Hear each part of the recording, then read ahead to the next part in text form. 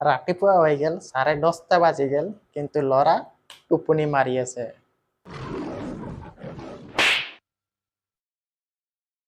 উঠ।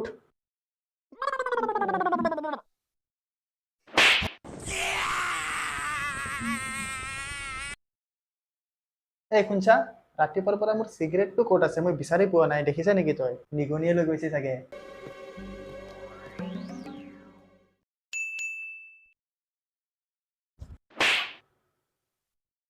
তই কেনেকা জানা যে নিগনি লৈ গৈছে?